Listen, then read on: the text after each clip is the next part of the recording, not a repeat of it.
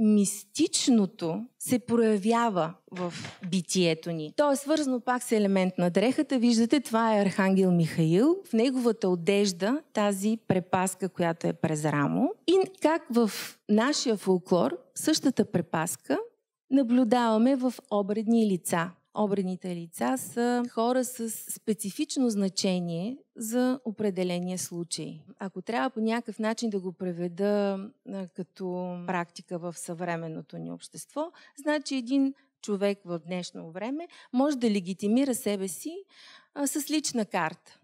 Там се казва кой е, колко е висок, какви са му очите. Дрехата е била начина, по който човек легитимира себе си. Не само пред видими, но и за пред невидими.